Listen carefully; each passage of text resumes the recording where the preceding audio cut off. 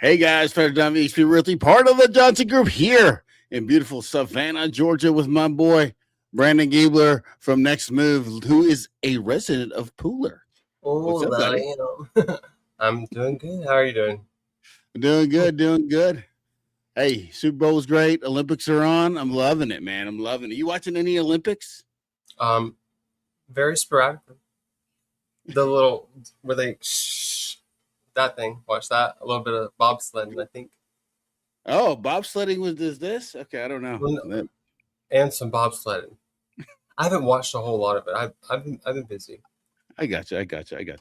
Well, today we've got the honor and privilege of having the mayor of Pooler on and the pro temp. So I'm super excited for them coming on. But I do want to say some things first so you understand the premise of our show, because I think a lot of people are confused.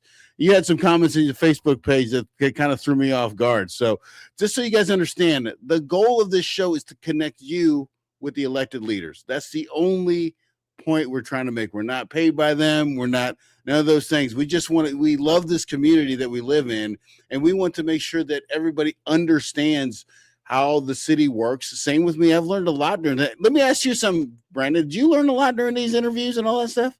I most certainly do, and we're just trying to give another platform to where you can kind of speak your piece and actually talk, I guess, semi face to face in a way. So they can't really avoid your questions here unless we don't see them or unless they have some aggression. We don't need the aggression part. Just nice professional-ish conversation. Last week we had some fireworks in the chat. I had to pull it down. Hopefully we don't have that, but please listen, ask your questions, put it in the chat. You got any questions, please, for the mayor and the pro temp, please ask some questions. They want to answer your questions. So, and we have a few that we're going to start off with, but we're hoping to be mostly your questions. So let's see how this goes. All right. And we got Thank you. Savannah's favorite enthusiast, food enthusiast, Tony Berto. What's up, buddy? How you doing? Nice hat, Pat. Yeah, I know, dude. It's the new one from the Ghost Price. Is awesome. Thank you for coming on, buddy. I appreciate it. So let's just add to the stage. We're gonna have the mayor and the pro temp. Let's do this. Let's bring them on. All right. Hey guys, how you doing? Hi, how are you? Hey, thanks for having us. Yes. Doing great. Awesome. I'm glad you guys come on. I know it's a busy night tonight, especially at City Hall. But we really appreciate you guys coming on and answering the questions for the people. So I'm hoping there's a ton of people that come out here and ask questions. So that's what I'm hoping happens. Right. That's what we hope as well. Thank you for having us and giving us this opportunity. Yeah. Anytime. So we can go ahead and get started with I think they don't understand exactly what goes into your day-to-day, like how things kind of operate. So could you kind of like walk us through a typical day-to-day as a city council member, what that looks like?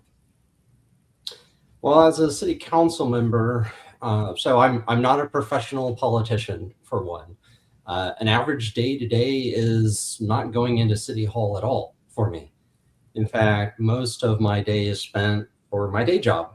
I think that was a little bit of a surprise for me when I started getting interested in local politics, is how few of our politicians as a whole, not just city, but as a whole, how many of them just have a day job? They go off and they do what it is that they do to make their money, and they're doing this politician thing as a part-time gig. So in the state of Georgia, that's very common. In fact, our state officials, the Senate and the representatives, those are also technically part-time jobs, even though they're gone 3 days a year. So my typical day is going to be more focused on responding to emails, text, having phone calls. A lot of what I do as a city council member is done electronically now. I have the benefit of being able to work from home, right here at my home office, in fact, and I can multitask. Although if you ask my wife, she probably says I'm not terribly good at it.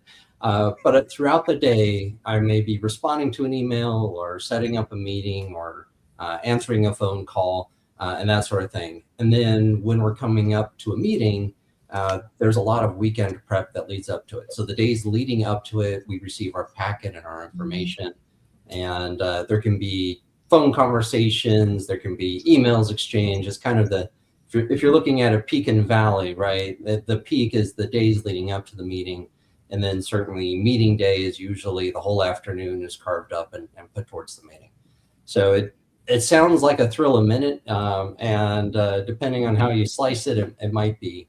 But it could be also just sitting down and reading books about what other cities have done or what cities could be doing for their communities, or working on ordinances.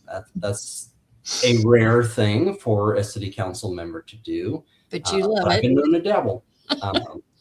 So it wildly depends, and it's really what you bring to the role. I don't want to say job, because it isn't a job. It pays $600 a month. I'm not doing this for the money. I'm doing this because I want a better community. Buhler has a lot of great opportunities, and I want to help us move in that direction. So that's why I ran. That's ultimately why I ran. I have an 18-month-old now, and I want him to have the best city he could ever have, and I want to help get there. So that it sounds boring, but my days are pretty light as far as hard work goes, and really focus about communication and talking to my fellows. Okay. All right. So my day is nothing like Mayor Pro Tem Henry's. My day is different every single day. And if I'm not out of town, I am in the office every single day. First things I usually do is check my messages, my emails, my phone calls. And for a city size of 30,000, that could be quite a few. So it does take quite a bit of a time. But as the highest city official in the city, I set the agendas. I approve the agendas as well. And I help the council they have priorities that they want. And so it's my job to make sure that those priorities are met, relay those to the staff, and then the staff puts them in priority.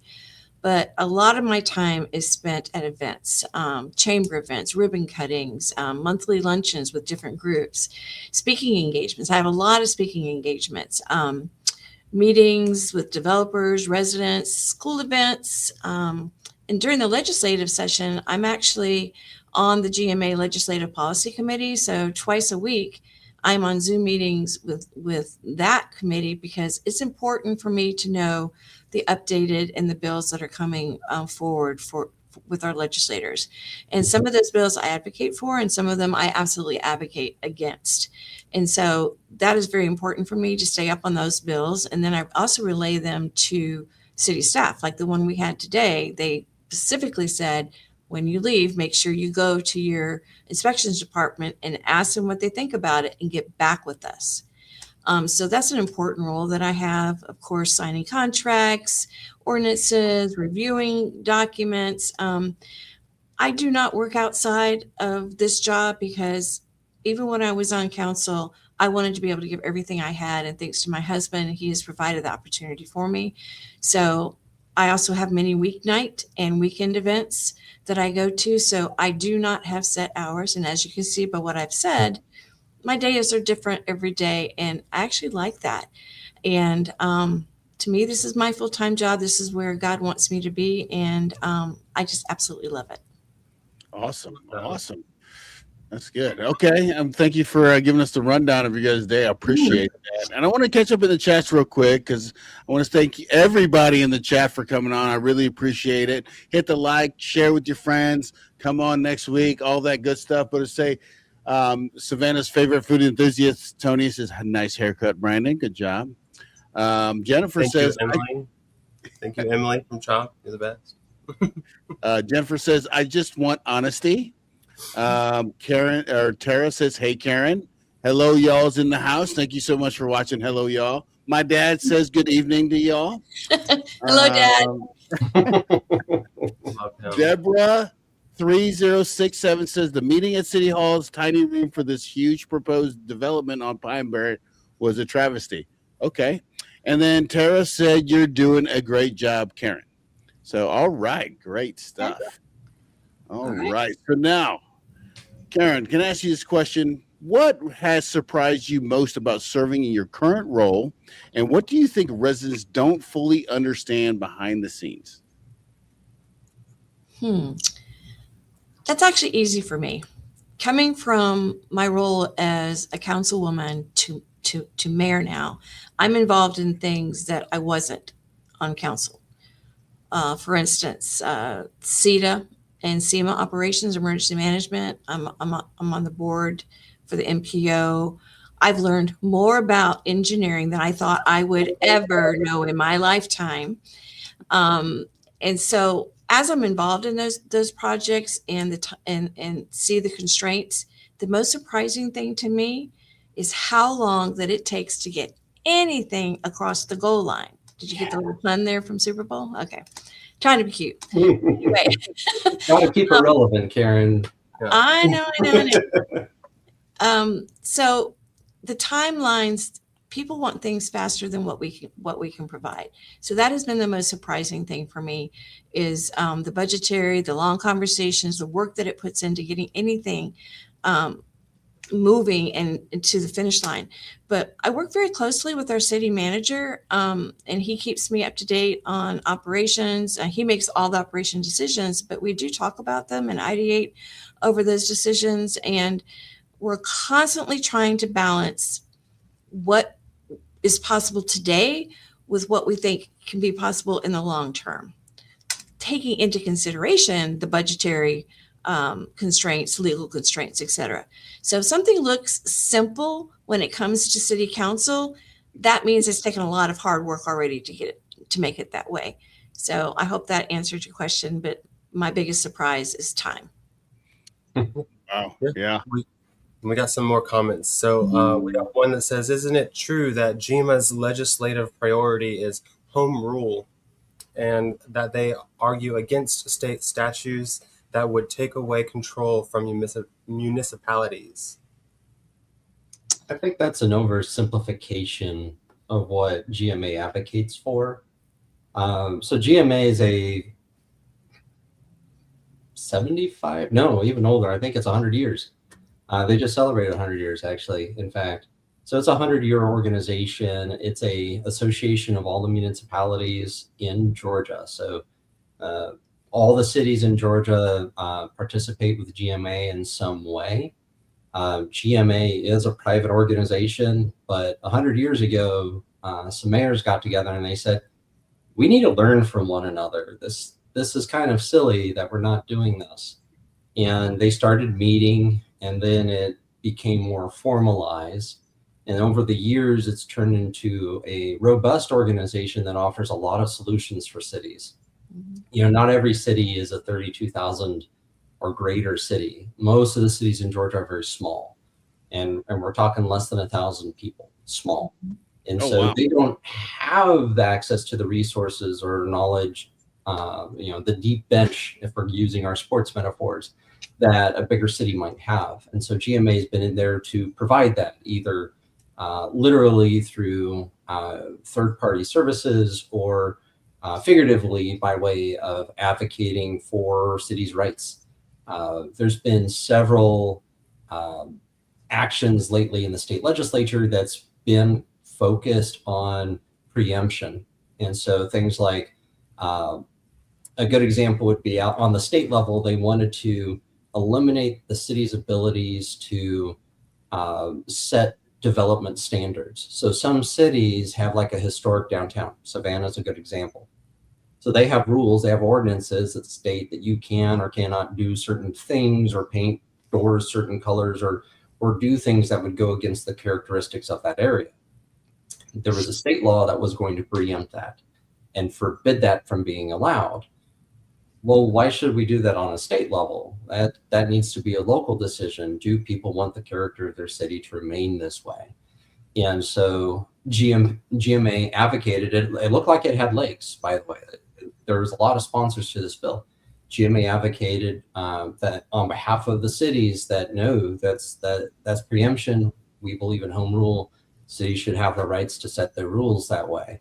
And the bill, obviously, it was defeated. But there's been many, many other bills over time that GMA has advocated for or against, or in some cases, they've taken a neutral stance. It's neither good nor bad for cities. And they communicate that with us. But then there's the education piece.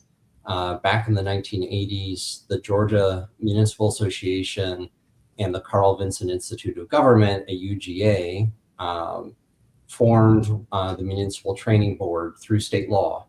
And so the Carl Vinson Institute of Government is the rigorous academia behind it, and GMA is the facilitator. And the board that I sit on sits between those two. And they develop all the training material that elected officials and cities can go to. And so it's all sorts of topics. A variety of topics can be learned about. An educated council is a council that can make smarter, more informed decisions. And so there's a lot of things that GMA brings to the table. So to boil them down and say, oh, they're just all about home rule, it's not really that. It's about advocating for cities. It's led by cities, and certainly its vision is to help make Georgia the best place to live by having the best cities to live in. And so they do that through a whole variety of means. So yeah, simple question, big answer. Sorry. Well, thank you for that. And They do for home. did you guys go to a thing kind of learning from that just a couple weekends ago? Did you guys go to a GMA thing where you guys were learning about? It got canceled because of the snow. Event. Yeah. But they do that annually. They have other training events too throughout the year. They have two big conferences a year. They'll have one in the summertime in Savannah as well. Oh, okay, good. All right, let's catch up here. Wow, we got a lot. All right, so Uma says, why isn't the ethics ordinance in the proposed ordinance yet? Okay. What we did is we took GMA's model of the ordinance, then we added to it, then we went back and subtracted from it. We've had multiple meetings on it. Then legal looks at it, and then, oh my gosh, legal changes a lot of things. So it is on its final leg. It is the base of the GMA model with just a few clarifications, a few things that kind of fit more with our city. And so I don't have your exact date. We have all the ordinances laid out in the way it's going to work is they're going to go to a workshop first, then it goes to a first reading and a second reading. And we have so many ordinances that we've been working on. It's in there, but some of these ordinances have bumped the ethics ordinance down that priority list a little bit because of things that have been going on with the city. So when the council did their priorities of what was their main priorities, we put our little stickers and stuff on those things. The ethics didn't get really high, but it was important that I think we become a city of ethics. And the only way that we can do that, according to the rules, is to have an ethics ordinance. So it will be coming. I know I've been saying that, but it is like this close to coming for a workshop. I would say March is what I'm anticipating is March. And to dovetail off of that, to Karen's point about everything takes time, right? Mm-hmm.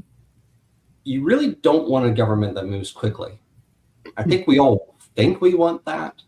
And maybe there are things that you do want the government and you need the government to move quickly on. You call 911, you want the police, fire, whomever to be there as quickly as possible, right? You do want that government to work quickly. But when it's government making decisions that could last 20, 30, 50, 100 years, you want them to move carefully and you want them to move precisely. Now, I get frustrated too. I do want things to move faster, but some of that comes down to, well, how many resources can we throw at it? I'm not just talking money. I'm talking people. I'm talking legal meetings, following the legal procedures for some things. And so there's a lot of elements to this that can slow a process like an ethics ordinance down.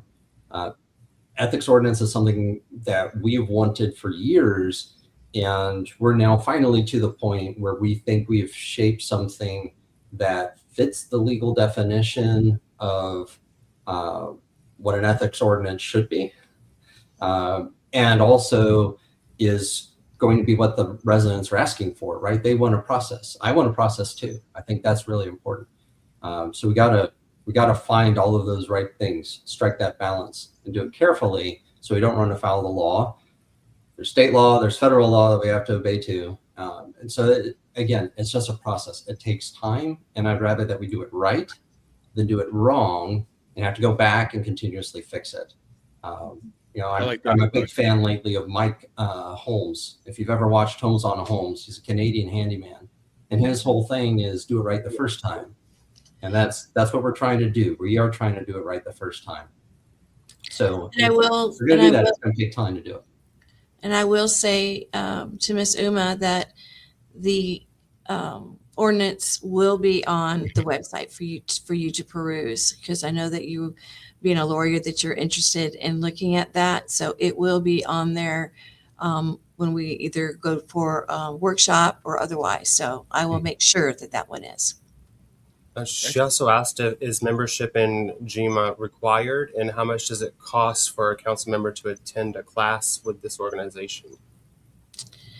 Different classes have different prices, because you have 3-hour classes. You have, classes that give you 3 hours of credit. Then you have classes that give you 6 hours of credit. So it's different amount of depending on the amount of credit hours that you receive.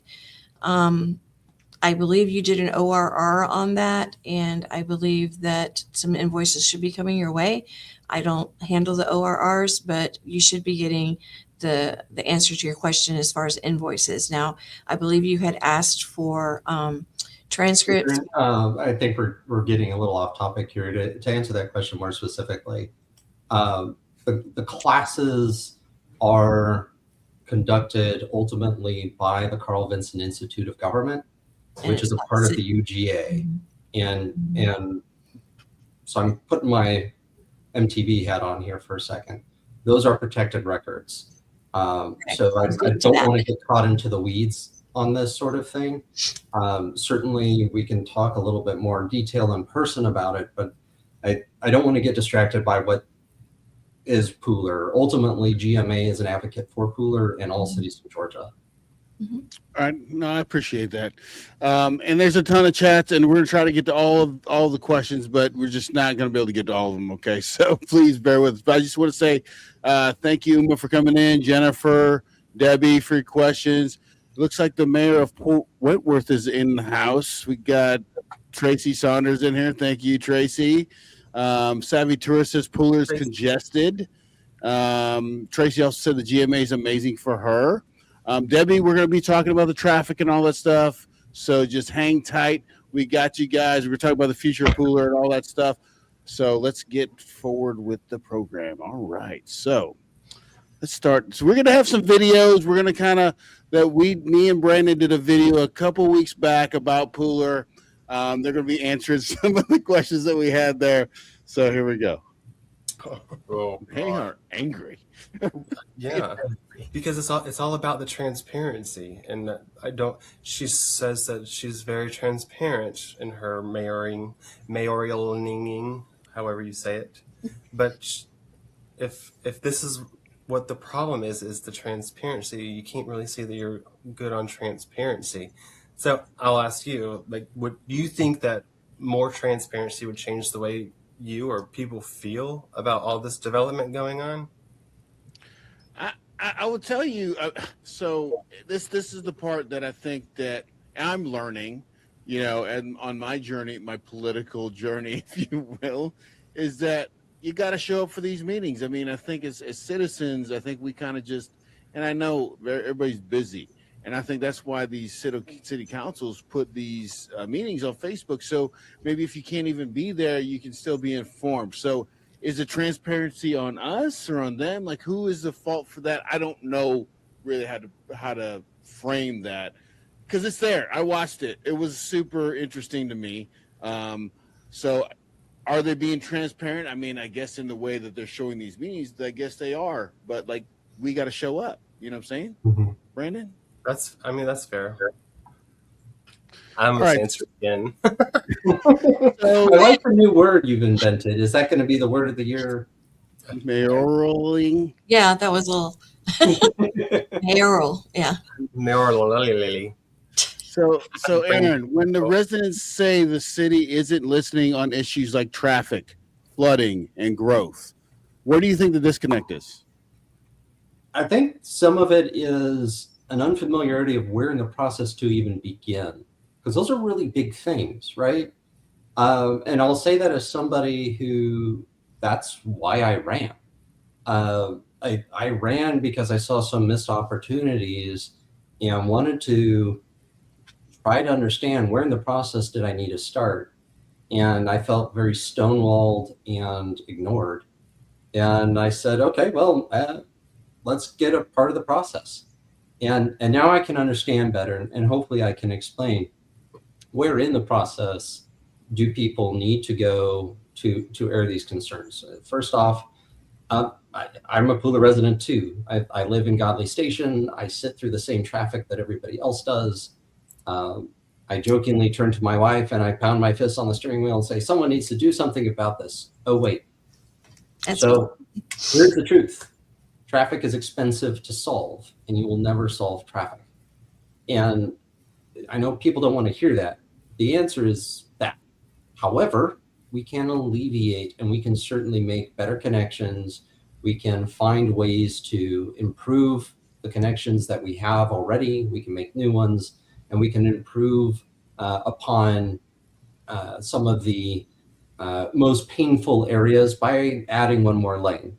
I know that's kind of a meme online of just one more lane. That will fix traffic. No, it won't. It never will. Traffic will always fill the volume it's given. So facing that reality, what is kind of the city doing in that regards? And I don't want to steal any Karen's thunder. I know she's got a nice little project list. We are working on it, and we have heard those sort of things. This year, our 2026 budget has set aside millions of dollars specifically towards these problems. But again, it takes time. Quaco Road expansion, that was on the SPLOS 7 ballot in 2019, 7 years ago.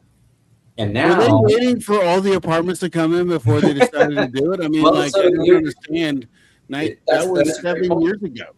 Yeah, so 7 years ago, the SPLOST approved that project, and then we had COVID, and then the cost of everything skyrocketed. So all the money that had been set aside for that project could suddenly only cover half of what that project was going to cost. And so that didn't stop the project. The project was still moving forward because it had already been approved. But then you get into the whole thing of right-of-way acquisition. You have to negotiate with each property owner, give them a fair price. We can't just take land. Contrary to popular belief, eminent domain does not function the way people think it does. It just means that a sale is forced. And you in real estate understand that. We would have to pay them a fair price. Any government doesn't want to do eminent domain. Why? Because we're human too. We don't like forcing a sale if we don't have to. We'd prefer to negotiate and give somebody a fair price at a table. We can all agree and walk away and be happy. So that whole stretch of Quaco had to have right-of-way acquisition. That took time. And during all that time, right, the cost of everything continues to go up. So Quaco got scaled down to 2 phases instead of one whole phase. So now it goes to Canal. But we're not waiting for the project to finish before we start work on phase 2. Phase 2 work has already started. We've funded the engineering. The engineering is underway.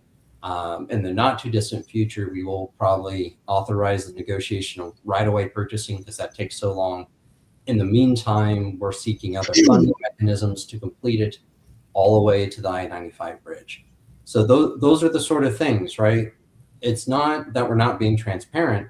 It's that there's really nothing to show you. It's all the work's being done by nerds on computers. I think hoping some of your nerd friends are watching.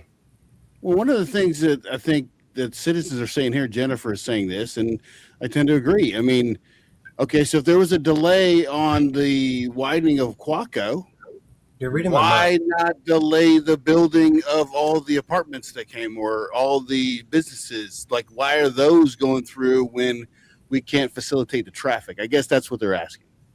It's a great question. So when a development is built or proposed to be built, one of the things they have to propose or include in their proposal is a traffic study. Particularly if it's over a certain size, we demand a higher level study. That wasn't something that used to be demanded before. But we also had conflicting information. You make decisions based off the information you have at the time. So to your question, why did we approve this? Because at the time when those came to us, the information being shared to council was this project was going to break ground any day, but then there were unforeseen delays. And so certainly it's easy to look back in hindsight and go, yeah, we should have delayed that, or we should have postponed action on it, et cetera. But at the time, with the information that we had, some of these apartments were supposed to be only half built by the time Quaco was done. And obviously that didn't happen. So it's certainly one of those frustrating things, because once you pull the trigger, you can't unfire the gun. It doesn't work that way. So yeah, it is frustrating. And that's why I've personally pushed against several different projects that go, this could be a great project someday, but today is not that day. And I've said that in chambers before. I've said that to developers before. Come back to us in 10 years. There might be the infrastructure to support that at that time. And so that's the frustrating thing. These things take so long sometimes, even when you don't expect them to. So is everyone just kind of held up by what they contracted a decade ago with an infrastructure that's not ready? Potentially, yeah.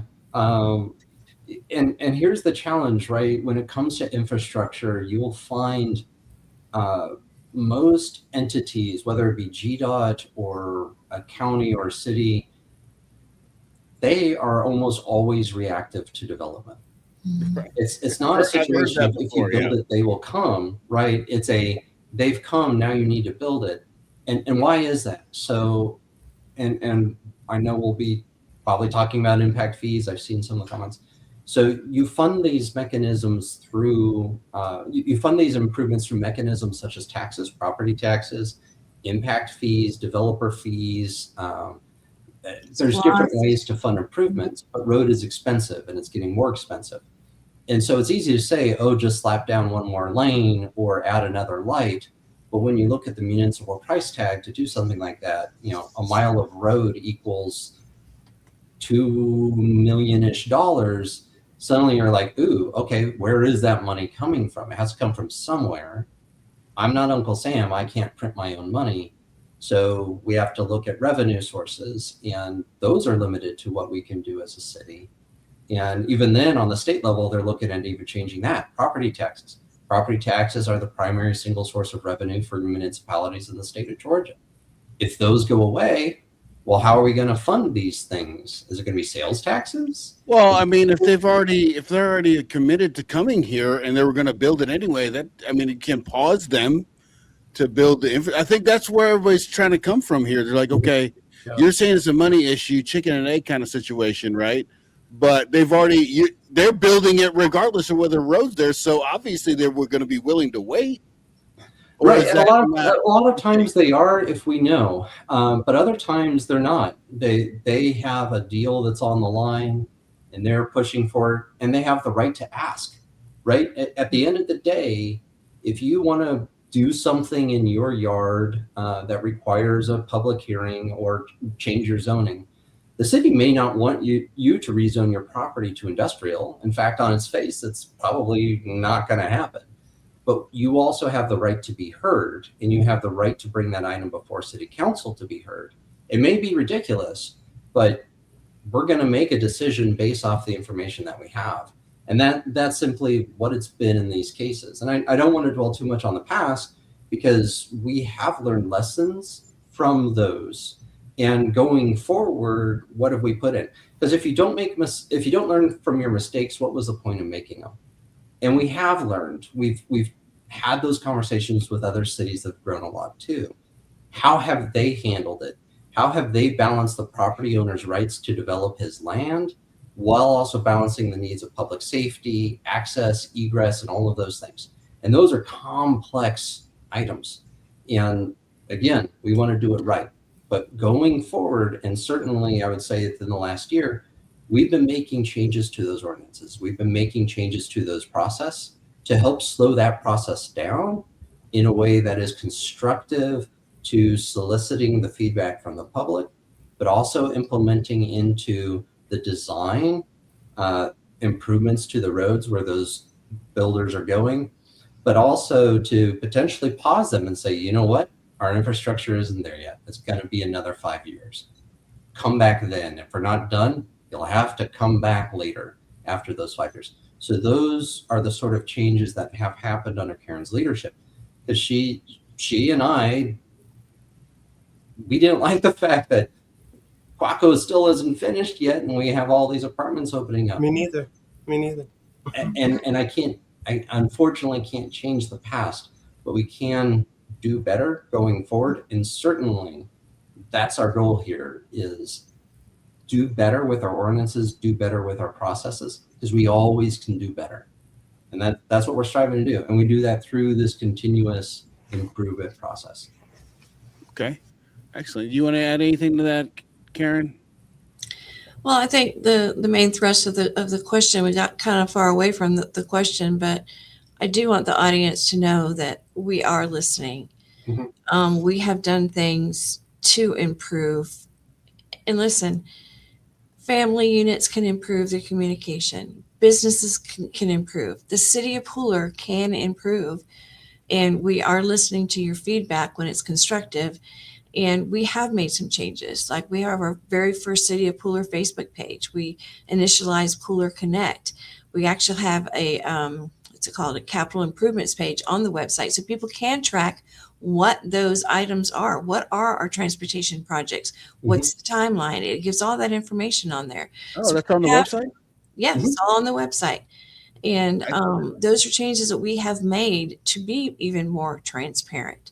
So I think a lot of it, if they feel like they're not heard, is the frustration on how long anything is taking. But please know that we are listening, but the answers will not be immediate. Okay. That's fair enough. All right, we're going to go on to the next question. And we see all your questions in the chat that you're talking about. Down there, if you guys can't see it, they're talking about the meeting that was going on by the Wawa. You got something to say, Brandon? I don't want to cut you off if you had something. Oh no, the Jennifer, she put driving to and from the city hall this evening, the aroma of septic. That's what I want. It just hit me. I smelled something weird earlier. I was like, what is that? Okay. It just caught me off guard. That happened in our neighborhood. We had a gas leak and you could smell it. Just smelled bad. So, all right, we got to go on to the next question. Here we go. Are you ready? I think to answer that question though, so the wastewater treatment plant, it is sewage. It smells like sewage. The new wastewater treatment plant does have a way to suppress the smells. We'll certainly pass that along to staff to make sure that system is working properly. It really shouldn't be that much of an odor if you're noticing it all the way by City Hall. Okay. Yeah, I actually had quite a few phone calls on my desk phone about it, because I asked people to call me if they smell the smell, and I passed that along to the city manager, who passed it along to the proper authorities, and they increased the amount of what they put in there to absorb that smell. And so if we don't know, if none of us live right there, like some people live close to the treatment plant, we rely on the residents to help us, let us know. And those are the type of things that you can put in the Pooler Connect. Hey, the smell is bad. Can you check into it? Is the system working correctly? Sure. When you do that Pooler Connect, you get a tracking of your response. They let you know they received it. You can go in and see what's happening, and the city manager can track it to make sure that residents' concerns are being handled in a timely manner. So please let us know if you smell that smell. All right, they smell it tonight, so there you go. Okay. Okay. Put it on the Connect. Put it on the Pooler Connect and get it handled. Yes. All right, here we go. All right, next question. Parks to stay safe, stay protected from busy Highway 80, and just remain serene. That's why we go to the park. After public comment, council was split 3-3 on the variance request. Mayor Karen Williams broke the tie, voting to deny it. Mayor Pro Tem Aaron Henry said the decision wasn't about stopping development, but about whether the proposal met the city's standards. Again, it defeats the purpose of what the buffer is to do. And I think you can come back with a site plan that checks all the boxes, not just the legal ones that are required, but also being a good neighbor. Ooh. Yeah, I remember that one.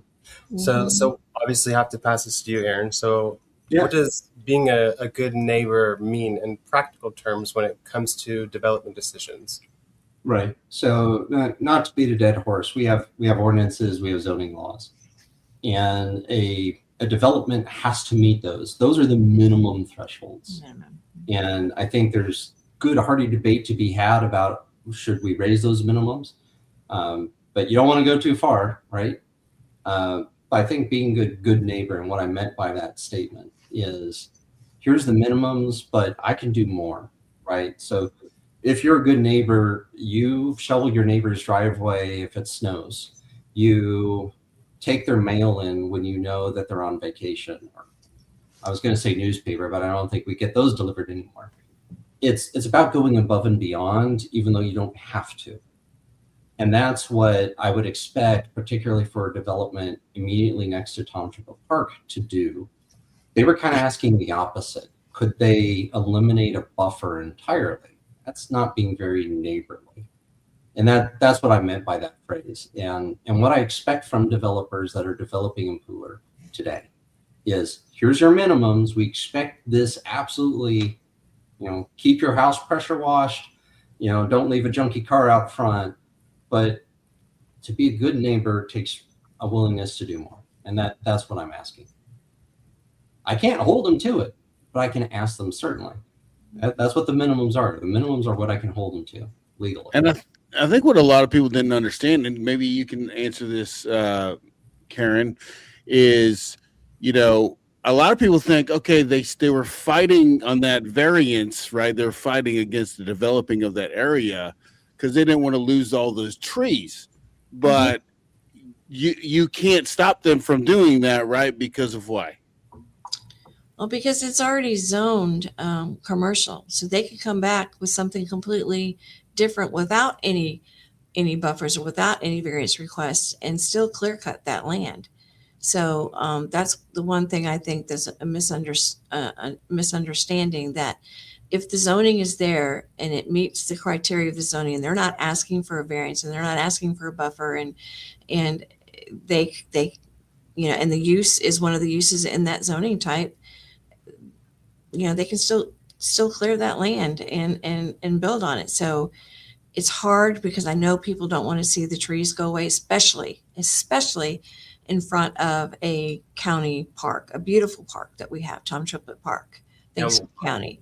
So, and by the way, the county is still planning on putting the amphitheater there, in case anybody wanted to know. But that's a treasure for us. It's in the city limits of Pooler, but it is owned by the county. And so you're right. It would be very difficult to stop them. Okay. And Jennifer, we're going to get to the impact fees. No worries. So just hang tight. Okay. Okay. All right. Well, thank you for answering that question. All right. Let's go to the next one. Everyone's favorite one. Control. Let's hear what they have to say. It's out of control. This is out of control. Let's hear what they have to say. It's out of control. But residents say that growth means flooding, gridlock, and too much building. I was T-boned at the intersection right up from Pine Barren Road in front of Dunkin' Donuts with my car flipped over because of all of the congestion on Pooler Parkway. Is it because of the developing, Brandon, or is it just drivers are crazy in Pooler? I think it's more of just the infrastructure setup, and people are tired of sitting in traffic and they don't want to wait for one more light. The road. All right. So traffic, Karen, is a big concern. I think we talked about a lot about this, and I think you guys kind of talked about this already. So there are plans in the works to fix these traffic issues. Is that correct? There is. And listen, traffic affects everybody's lives. We all sit in it. But for the city of Pooler, your safety and quality of life is very important to us. But keep in mind that Pooler has around 30,000 residents, right? but we service many, many more. I've heard up to 90,000. I don't have a way to prove that, but That all doesn't the, seem hard to believe. no, it's not. And so we are servicing many, much more than our residents. And so, and not a lot of help from our neighboring cities, when they build things right up against our boundaries. So I think that needs to be worked on a little bit more collaboration with our neighboring cities, especially on our boundaries. But it's important to note to residents, I want everyone to know that any new roads or improvements will all have a sidewalk on one side and what we call a multi-use trail on the other side. And that is safety purposes. So you see it in the new residential developments. They all have the sidewalks. Well, all of ours for the city of Pooler will have the same thing, but we'll have one on one side, the multi-use on the other side. Now, multi-use trail doesn't mean a trail that, is not paved. This will be paved, but it's wider so that you can have golf carts, you can have bikes, more than just a smaller size sidewalk. And some projects that I can speak of and give you some timelines if I get them all straight. Of course, we've already talked about the widening up Quaco Road, phase 1, which is from Blue Moon Crossing to Canal Bank Road. That's already underway. Right now, we're waiting on a few utilities to be moved so we can start with that asphalt. We all want to get to that point. The intersection of Pooler Parkway and Pine Barren improvements, it has been awarded, and residents should see the project begin in, I would say, 45 days. Wow. So pretty soon. Engineering is being done on the Benton Boulevard and Pooler Parkway intersection, and right-of-way is currently being acquired. The project should start, from my memory, in the late fourth quarter of 2026, this year. The late fourth quarter of 2026 is when you should see movement on that intersection. So we are making strides and putting safety first. Excellent. And we're seeing down here in the chats, they're talking about police officers not ticketing enough in Pooler. Can you just comment on that, Mayor? Don't do that. Don't do that.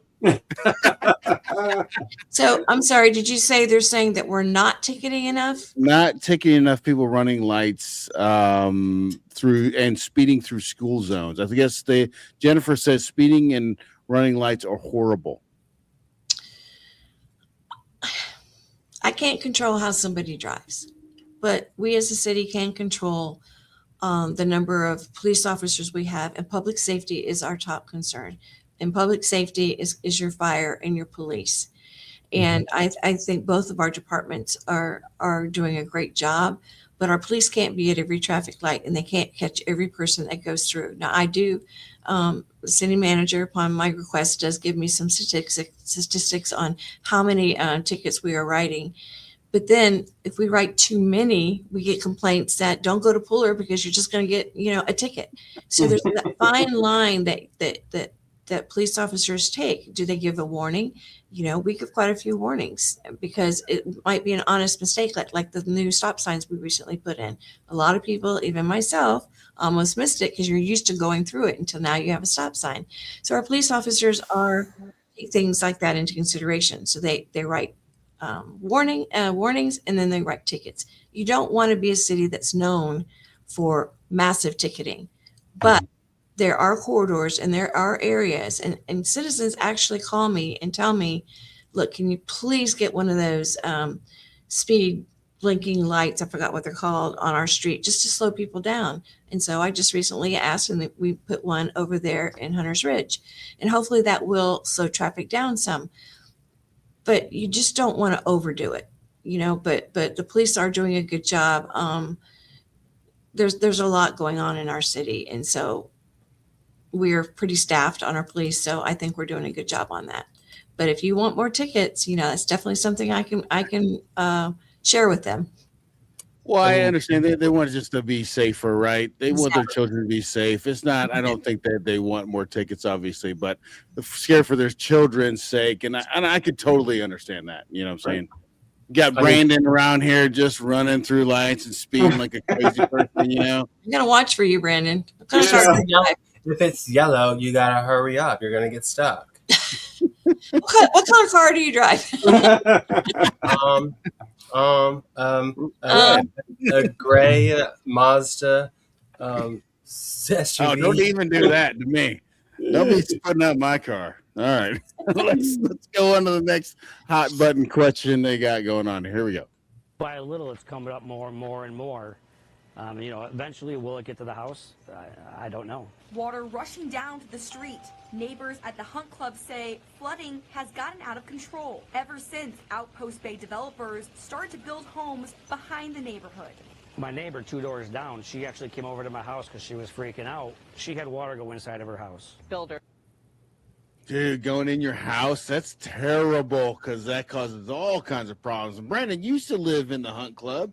Did it drain? Did it flood there when you were there? No, honestly, no. But when I was there, it was like 10, 11 years ago, they only had the first 2 phases completed. So they didn't have anything on the other side, and they didn't go so deep that they needed another entrance. So we didn't ever really have that issue. So it's obviously that development side of that thing. So if this is happening near you guys, just let us know where so we can kind of keep up to date and be in the know about where it's flooding so we don't take our buyers. Oh my God. All right, Brandon, you're up. I did not think we were going to relive these. Sorry. So since Olive Pooler right now is the newer development. So with the flooding that's continuing with the new development, that is kind of worrying a lot of the residents, i.e. the ones getting their houses flooded a little bit. So what is the city going to be doing differently moving forwardly when it comes to the flooding? All right. So drainage improvements are another one of our top priorities. When we asked the council members, that infrastructure was a big priority. So we allocated $500,000 in the general fund for a scoping study of our 5 drainage basins. We have 5, which will tell us where we need to start to make the most improvement. You don't want to start at the end and doesn't make it, make that this basin worse. So we need that study to tell us where to start. And thanks to the voters in the passage of the SPLOST, we assigned $4 million to start the work from that scoping project. So that's a lot of money, but we need that study to start with.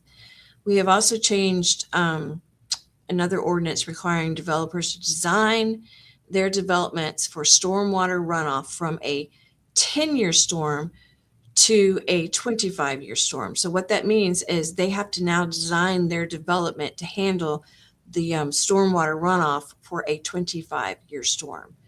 And we have most recently sent out letters to some HOAs and privately owned stormwater management systems like shopping centers, hotels, apartments, reminding them of their responsibility that they have to annually maintain their detention ponds and to send proof back to the city of that said work. Because keep in mind, Savannah uses pumps to move their stormwater into the river. Pooler uses gravity with drainage ponds. So if those ponds are not maintained, they cannot hold the stormwater that they were designed to hold. Silt builds up at the bottom of the pond and decreases the amount of runoff that it can then hold. So we are now making it a priority with every development. We make sure that there is a stormwater agreement attached to that. I sign them almost every day. And we are sending out those letters because that has not been done in the past. We have not made that a priority in the past to make sure that these owners of these retention ponds are responsible for their maintenance. And we are starting to get some of that information back. Some of the HOAs are being very good stewards and are doing it annually. Some are not, and some didn't know. So it's important for us to do things like that as well to help with the drainage. And we also recently enhanced our ordinance for freeboard. So all of these things are going to help, but we're going to continue to do better and better. We have work being done in Kelly Street in Old Pooler to help in that area. I mean, we have We did a little ride Dudley, along today. Dudley Station's another spot by going. There's a big spot that on Benton that would just mess you up and all that area. But that's Savannah. That is not Pooler. And what's right next to that area? Think about it. What's right next to that area where it floods? That big detention pond. So what does that tell you? Not being taken care of. Yeah, no, you're right. So maybe it's because maybe Savannah doesn't, because they use pumps. Maybe they're not aware that they need to, that apartment complex is responsible for doing their maintenance on that pond. So these letters are slowly going out, and some people won't be happy about it, but that's how we manage drainage, and we've got to get control of that. Okay. We live in a world of instant gratification. I can hear that. Okay. I'm gonna catch up on the chat here a little bit. Okay.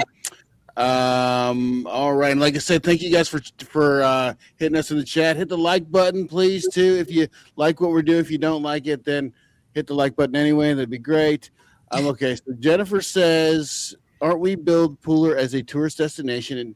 And if we can't handle 30 to 90,000 people, how are we going to handle all of that? Then we got, hold on, let me go down here. Yes, Uma, we're going to get to the impact fees, I promise. Uma says, where can we read the study you're talking about? Which study? Ponds with the drainage ponds, the drainage studies and all that stuff. Oh, it's underway right now. Yeah, we haven't even started that. We've got the money for the scoping, so that's being in the process. We don't have that yet. Unless she's talking about the impact study. That's coming up for a workshop. All right. Excellent. Great. Well, thank you. All right, we're going to get on to the next question about, are we billing this as a tourist destination? We collect hotel motel taxes. We are obligated by state law to divvy up that money a certain way. And right now, the state law that applies to us, the hotel motel tax money goes to a direct marketing organization, or DMO. And that DMO is legally then obligated to spend on advertising for tourism for the city.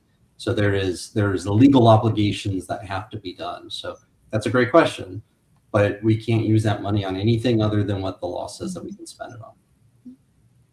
Okay. All right. The next one. Here we go. Offices, they keep coming, and neighbors say they're left paying for what comes with them. The property taxes they're being millage rate also is an issue, where all these taxes are being added to us, and you're seeing developers get away with pretty much no fees. All right. So where does Pooler currently stand on developer impact fees and infrastructure contributions? All right, I'll start with this one. It was back in either 2007, late 2007, 2008, thereabouts. There was a study by Tischler Bice.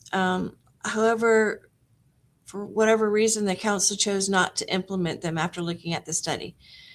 Look, I wasn't there back then. I'm not going to begin to say why they didn't. That was their decision. Maybe it was the economy at that time back in 2008 where everything was going downhill. I don't know what the reason is, but for whatever reason, they were not implemented. And then it wasn't looked at again until this administration. So starting last year, we dusted off that study, and council approved a new study with the same exact company. This study has to meet the rigorous standards that the state sets, which normally takes 1.5 years. Our study has been expedited. So there are many steps in implementing impact fees besides just the study. You've got ordinances, you've got all kinds of things that you have to do. But if these studies and procedures are not followed, and let's say a person disputes an impact fee, that's too high. Where did you get that number from? The city will lose every single time. That's why it's so important to have that study to back us up, that this is how they got to that amount. And so this administration will go through all the processes if council approves the impact studies. Now they will There will be a workshop on February 16th, upcoming council workshop. And then council will be briefed by Tischler Weiss, the actual company that did the work on the revised study. Now, impact fees are for future businesses and residents. It is not and will not affect current residents or businesses. And this is for any new business coming in to pay an impact fee for things that they are basically impacting. So does that answer your question? Now, that was a lot of information, but Well, I think so. But so is there? I mean, Cooler's not massive, so I mean, I don't know how many more, except for that one spot that's about to go up by Wawa, right? That's going to be another development area, right? Is that what they're shooting for? it depends on council. Okay. So by the time the study's done, I would imagine like a lot of the businesses are already be done building, so the impact fees, unless they plan on tearing. I don't know. I mean, Well, I and mean, it's not your guys to blame. I'm not blaming nobody. I'm just saying, like you said. nobody wants to put blame on anybody, but Right. there's that saying that it's better late than never. And so, I mean, I think, we're looking at $1 million to $2 million, anywhere in that range a year. That's nothing to laugh at. So better late than never. And, go ahead, Aaron. Yeah, you also have to remember too, there's redevelopment. It's not just new development. So it's not just raw land, it's infills, it's major remodelings, it's tear down and rebuilds. So anything that has an impact on a community, new houses, rebuilt houses, those will have an impact fee associated with it. And to the mayor's point, we do have to do it the right way. Since the 2007-2008 study was done, state law has changed. And where there was 1 or 2 hoops the city had to jump through, there's now like 5 or 6. And unfortunately, they all take time. And I think I saw a comment about, we'll just declare a moratorium. If you thought impact fees have hoops, moratoriums have more hoops. And you have to have a legitimate reason to have a moratorium for a reasonable amount of time, and otherwise what are reasons that are I can pull up the OCGA reference here in a second and tell you, but it's typically due to a pending change of an ordinance. So if you're changing your zoning law and you do It takes a long time. a moratorium for 6 months to give you the time to change those zoning laws, that's considered reasonable. But if you're doing an impact fee study, that's not considered reasonable according to the test. And in fact, state law, if I recall correctly, specifically calls out impact fees and traffic are not reasonable moratoria reasons. So we have to follow the law in both regards to moratoria as well as impact fees. I pushed for, we had some conversations around moratoriums fairly early on in this term.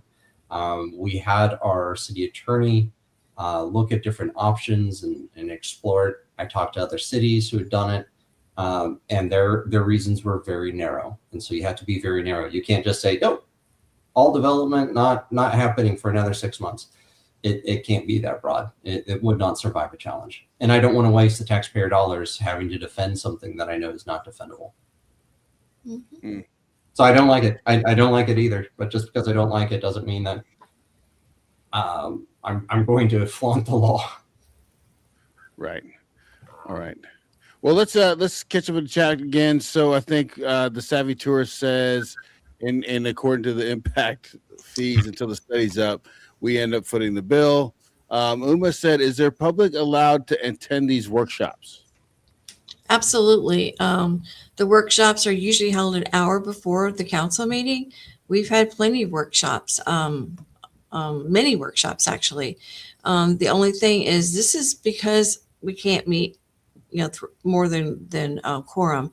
This is really the only time that council can freely talk all at once and really dissect a big item like an ordinance change or or impact fees. So this is when we're either around the table on the second floor or we're up on the dais, and we can talk freely and have staff or the company give us a briefing on it and ask our questions. However, this is not time for public input, but everyone is welcome to come to these workshops. We have reporters come to these workshops. We have just residents come. So yes, you're absolutely free to come to the workshops. That's sweet. And there is an agenda for the workshops too that's on our website, which tells you what we're going to be discussing at the workshop. Oh, fantastic. So you can go to the website, check it out before you go on there, and boom. And the Right. times of you said it's right before the city council meetings? Yes, they're usually at 5:00. Now, I know the city manager told me today that he might make the one on the city impacts at 4:30, but I think it's still 5:00. He's just, worried that we're going to have a lot of questions from council, but, we'll get through it. And just a slight correction on the date, Madam Mayor, Was it the 16th? because it's the President's Day. Oh, Our 17th. meeting is Tuesday the 17th. 17th. Mhm. Thank you. Thank you. I appreciate you guys just giving us that input. Okay. All right. Here we go. Next question. This is the last of the scripted questions that we have. Here we go. Should areas near parks and green space be off limits to commercial developments? 100%. I mean, we have literally, that's like the park for the area. We don't have all the hiking trails and the parks and the public pools and stuff like that people, I guess more northerners are used to. Like, this is the one park we have, and you're gonna ruin it. It's disheartening, because it's like the one place you can kind of go and be in nature and get some fresh air with the trees that are remaining. So, I mean, I'll put it out to you guys. If protecting the parks matter to you, hit that share button, baby. So more Pooler residents can see this and get involved, so we don't lose the one and only park we have. All right, Brandon. True. I mean, it really is like the only park we have. So, Are you talking about Tom Triplett? Yes. Okay. But like Pooler, how does Pooler planning on like the parks and the trees and the open spaces as we grow? Are they going to go away? All right, the way I'd answer that is there's no question the importance of green space in our tree canopy. It affects our mental, our physical health, as well as providing a habitat for the animal kingdom, basically. So for the first time ever, the city allocated $250,000 in our budget just to put toward a green space account, if you want to say so, knowing that $250,000 is not going to buy a piece of land, but it's a start, and we can work on that.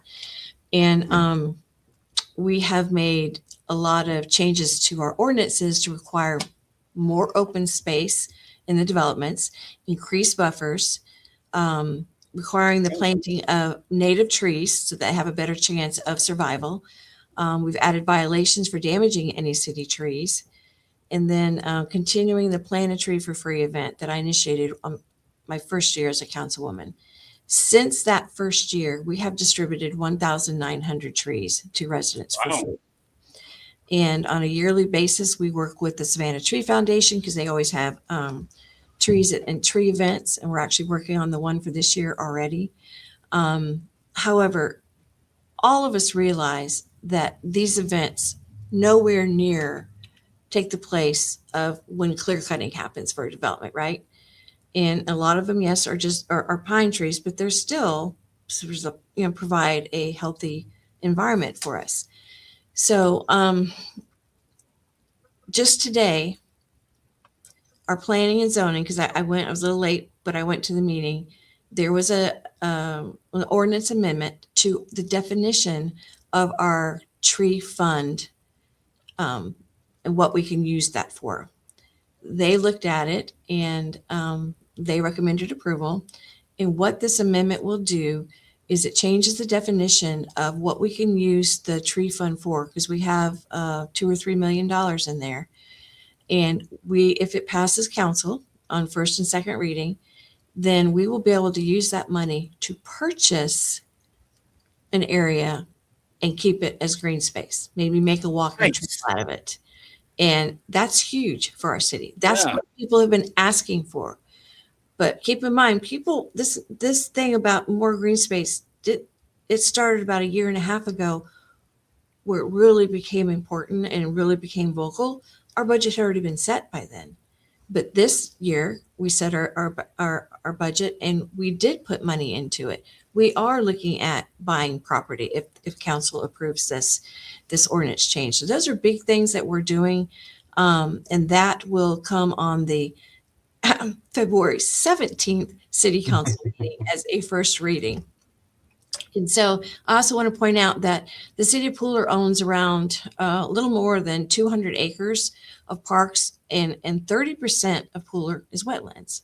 So the city's going to continue to actively work to preserve those green spaces. And it, because we listened, know that if you look back at everything I've just told you, none of that had happened in the past.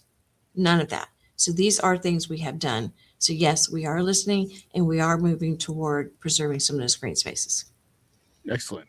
Excellent. All right. So we had some Facebook questions. Well, more comments than questions. We had a lot of comments, but we did have some questions. So Brandon's going to go through them because this came from his Facebook post on which one was it? Things going on in Pooler one? I think it was the Pooler issues or something. There's like 3 of them. There's a lot of them. There's a lot of them. Yeah. But it was a lot more commentary than it was questions, which we feel you, but we needed questions to ask. So here we are. Yeah, here we go. So this is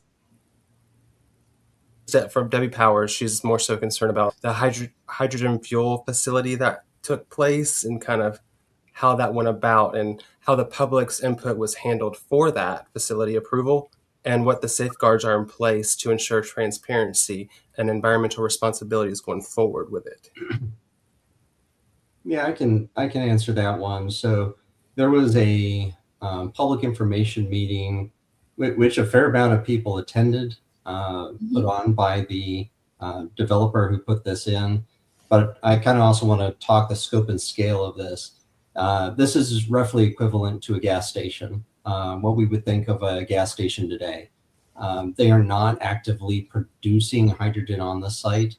The hydrogen that is being stored is just enough, plus a little bit of buffer, for the private contracts that they are fulfilling.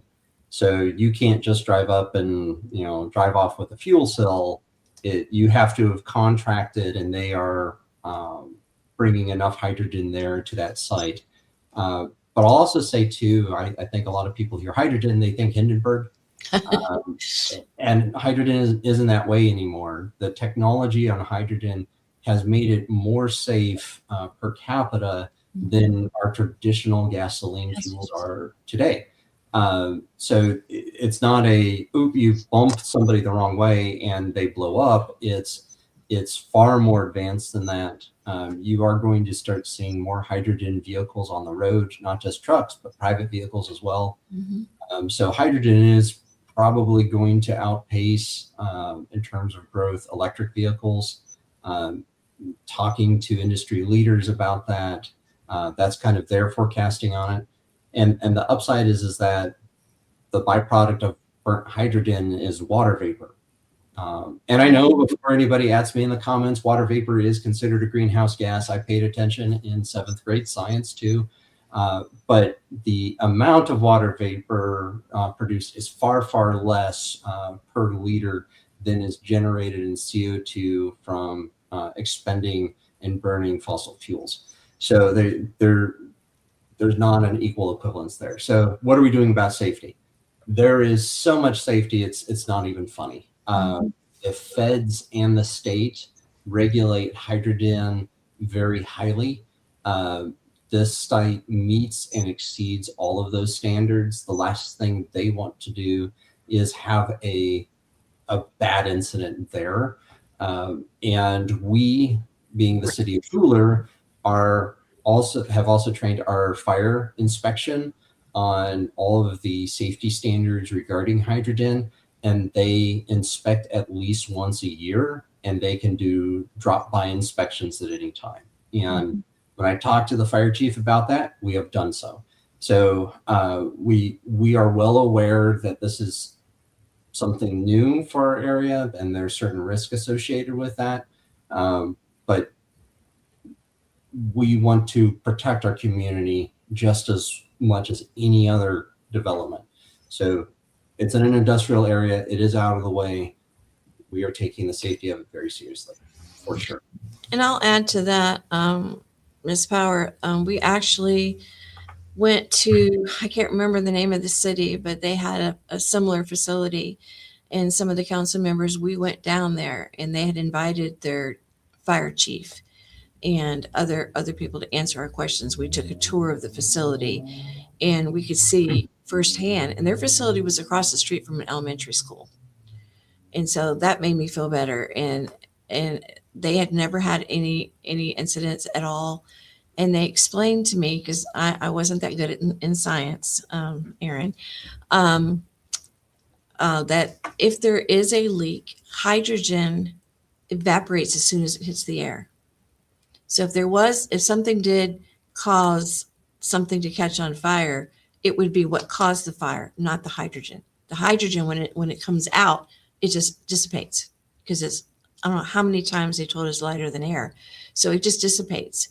So, and then there's controls at the base, like a gas station, like a pump, to put out if there is something there. But it would not be a hydrogen fire. It would be just a localized fire. If there was an accident. I mean, it's truly is, from what all the information that we've learned, safer than the gas stations, to be honest with you. Yeah. Wow. Okay. And it All has right. not opened. It has not opened yet, by the way. They should be open in a couple of months from the last update I had.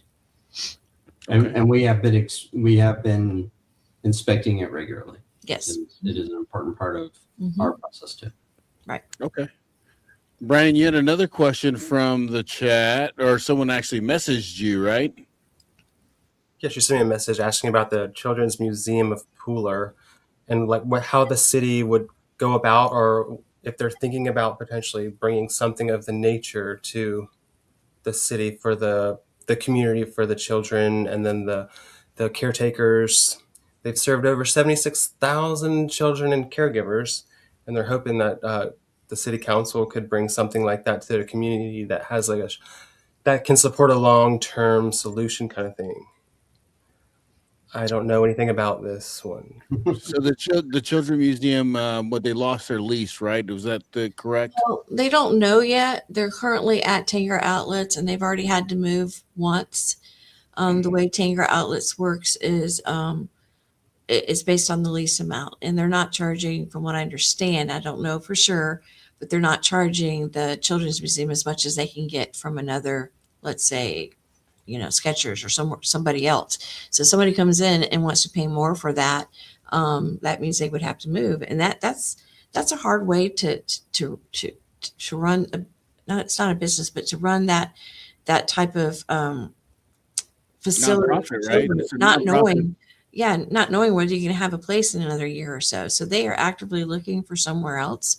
I have met with them, and so has Councilman Carpenter. We're trying to give them ideas of places they could go. But it's a tough situation. They are a nonprofit LLC. And so I know they rely on donations. I mean, they rely on the public to pay. And the memberships that they have. Right. So for now, what I ask the public to do is go by there, check it out.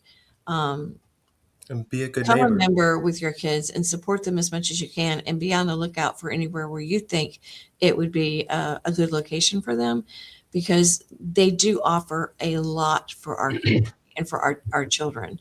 The educational benefit, the socialization. I mean, I've been there. It's amazing. It's absolutely amazing. And so I just ask the public to help us as well, but we're doing our best to help them as well. That's good. That's good. Well, I mean, like I said, I want to ask all the questions we have in the chat. Of course, we've been going a lot longer than we normally go.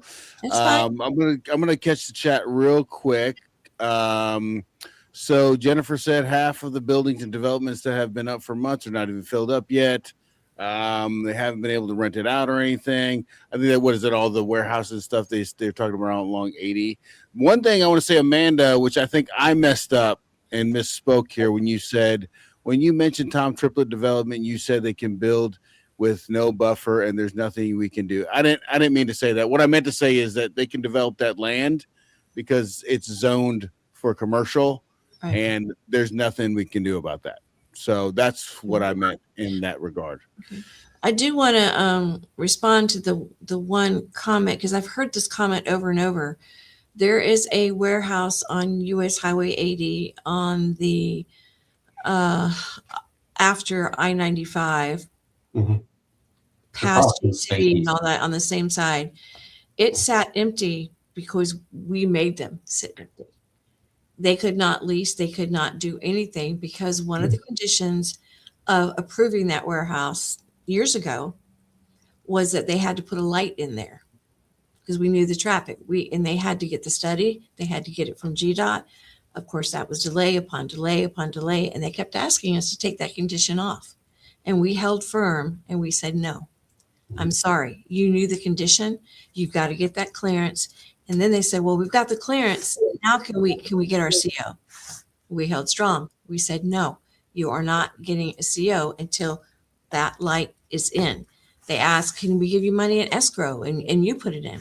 We held firm. No, you will put the light in.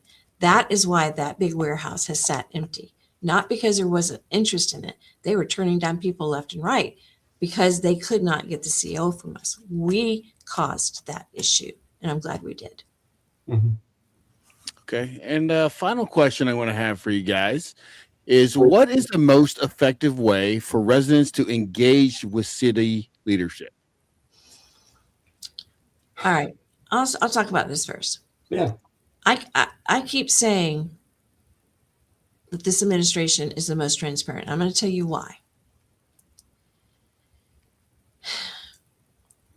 In the past, if you went to a city council meeting, the only time you could speak was when there was a mandated public hearing. In other words, an item required a public hearing. No other agenda item could you speak at. Could you speak toward, for, against, ask questions? Nothing. And there was no public comment period at the end of the meeting. As the mayor, I'm responsible for running the meetings, setting the agendas, and I decided, it was one of the first things I did, I wanted to be more transparent because that's what I ran on. And I'm sticking to that we are working very hard on being transparent. We've gone through all the things, all the steps that we have done tonight. But in public comment period, you have a limited time to speak. And so that is, I can't be any more transparent than that. Notes are taken if it's constructive. Notes are taken, and if we need to get back to the person, they sign a form so we can get back with them so that we can comment them or give them their answer. And so I've also asked the city clerk to prepare a piece of paper that has all the contact information for every council member, email, phone numbers, and that's on one page on the table in the chambers, so everybody can have their information. Our email addresses are online. I give out my phone number, my cell phone number freely. Our website has our addresses as well. So there's a plethora of ways for residents to engage with us by email, by phone calls, by attending the meetings, participate in the surveys that we ask, be a stakeholder in one of the items or one of the things that we have going on. Let your voice be heard, but in a constructive way, because we don't know everything and there's things that we can do to improve. And so we need you. We need the public to talk to us, to give us their ideas. And so all these items that I've listed above, those are all ways that the public can engage. And I don't mind doing things like this. I may not have the answer and it may not be what some people want to hear, but it's just another way. Just like I use my Facebook page.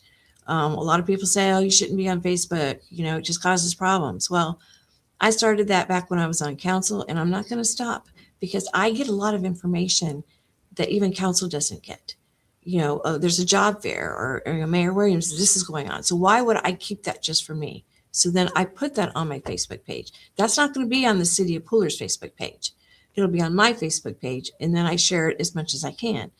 So there's a lot of ways to be involved and just to stay informed. But please come to the meetings and bring your constructive comments, ideas. I've had several residents give us amazing ideas. And I think, he probably knows who he is. So please continue to come to our meetings. And to add to that, we're not sitting in an ivory tower, right? Yeah, I didn't design that building. That's a whole different story. But we are accessible, right? In fact, obviously I don't go in and carry a briefcase in every day and sit down in an office in City Hall. That's not what I do. But I do have office hours. You can go to our website. I do, same with Councilman Carpenter, and you can schedule time with us. In fact, today, I had a resident book 30 minutes with me, and she brought an issue to my attention that I was completely unaware of.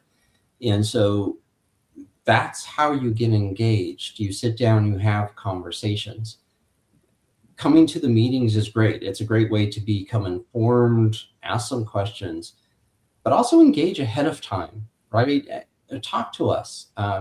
If you see us, well, maybe not while we're picking up eggs, don't tap us on the shoulder, but stop us in the grocery store. I have people stop and all the ask time. questions all the time. Mm-hmm. I'm okay with that. That's what I signed up for. And I want to hear your comments. I want to hear your problems. I want to try to solve problems. I love solving problems. I'm an engineer at heart. That's what I love doing. So I want those conversations to happen. When we're in the meetings, those are very formal settings. Mm-hmm. They follow rules and they follow procedures. And at times it's very stuffy and boring. I'm not that way. I don't want to be that way. I want to take complex things and try to boil them down. And as I'm sure a lot of people have already commented, because I've seen y'all's comments, I do talk too much, but that's because these are very complex things. Say it's not so. I know, weird, but these are very complex topics, and they do require a lot of explanation, and it does take time to communicate them in a way that doesn't require you to go to 12 years of college. And we don't expect you to do that, right? I am here to represent you. That is representative government. I do the heavy lifting so you don't have to, but that doesn't mean you should just blindly go, oh, well, he read up on it. I need your opinions too. Mm-hmm. I have my opinions. I listen to other people's opinions. I read the facts. I may come to a different conclusion than you. And at the end of the day, we all have to be okay with that. That's the way that the system is supposed to work. Doesn't mean we have to be happy about it, but certainly we have to be okay with it. So that's what I would encourage people to do. Reach out. Remember, I'm human. Remember, Karen's human. I have a family. I have an 18-month-old who loves the Children's Museum and would be devastated if he didn't have a place to go play. So those are concerns, and I have those same concerns, and I want to see our city thrive. So that's my goal here. Communicate. We can sit down, have conversations. I'll buy you coffee or a bottle of water, whatever your favorite non-alcoholic beverage is, and we can talk. Yeah, and we can do things like have a time where we meet at one of the coffee shops, and I'll sit there and I'll answer questions. It doesn't have to be on forums like this, which is great, but not all the questions are being asked, because of time constraints. You see, I'm still in my office because I had nowhere to go. At my the 13-year-old that's there, that every 13-year-old in the block is always at my house. So I knew I had nowhere to go that would be quiet. So, but I'm happy to do those things. I think some cities call them, mayor coffee with the mayor. I'm willing to do those things. So whatever I can do to engage more, I will. Absolutely will. I'm gonna tell you, I can't tell you how much I appreciate you guys coming on. Like I said, throughout this journey for us doing this, basically this open house podcast turned political podcast. We've done a change too, and I don't want anybody to think that we are professional politicians. I'm learning a lot. I mean, we've had the mayor of Port Wentworth on. She taught me a lot. The council people from Port Wentworth taught me a lot. You guys are teaching me a lot. Every time we have another guest on, I learn more and more and more. Being on the planning and zoning myself for Port Wentworth, I've learned a ton. You Yep. know what I'm saying? So just being engaged. I mean, I think a lot of times, and I think, Aaron, you had talked about, we want to get together and maybe do some, understanding city politics a little bit better, because I really didn't know much about it. So we'll probably do a little web series about that, just so we can make it easier for everybody to understand. Not everybody is, as well versed.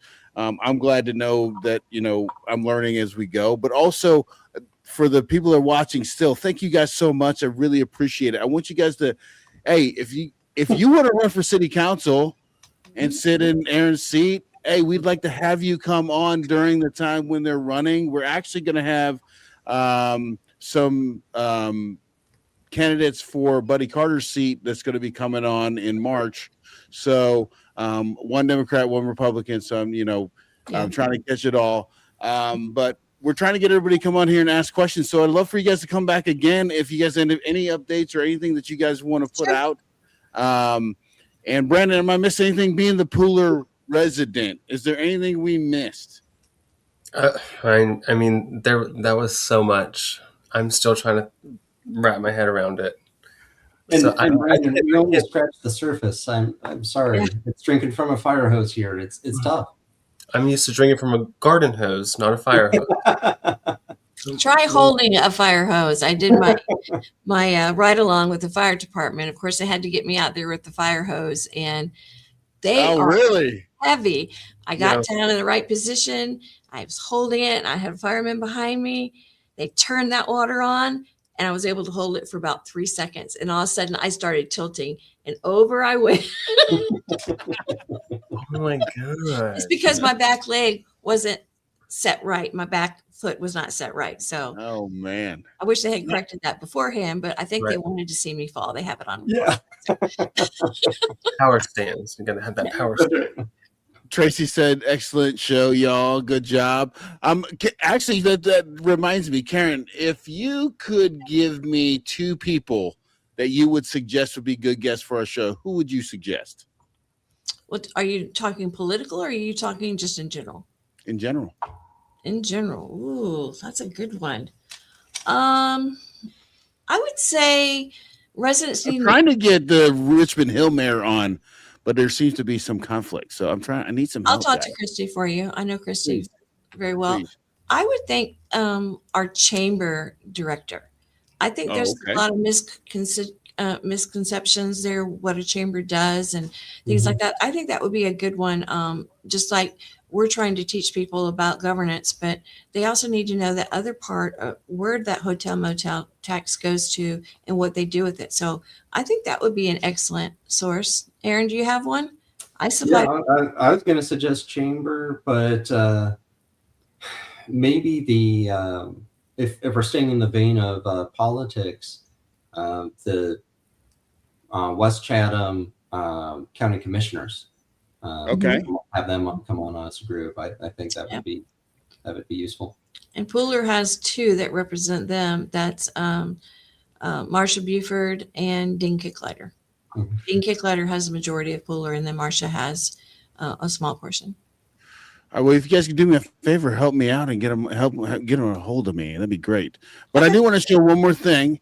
So if you guys are watching, thank you again. Next week, we're going to have Ben Blackwell from the Rincon City Council. So if you want to talk to him, then we're going to have, imagine if your appliances exploded on Christmas Eve. We're going to have Lucy, who said Georgia Power said they were going to help her out. And then after the holidays, they said no, denied. So, whoa, come and see that one. On March 2nd, we got Mark Stevens from the city council member in Port Wentworth. And on March 9th, we're going to be doing market. It is the market SIP after all. So we're going to have the market stats for the air with Megan Kalzowski. So I really appreciate you guys coming on. I really appreciate everybody watching. Everybody in the comments, amazing. Uma, Jessica, Tony, Amanda, Savvy Tourist, who else in here? Deborah, everybody, Mr. B, KF Mo, whoever you are, thank you all for coming on. I really appreciate it, and I'll talk to you guys soon. Bye. Thank you so much. Thank you for having us. Thank you. Always. Bye.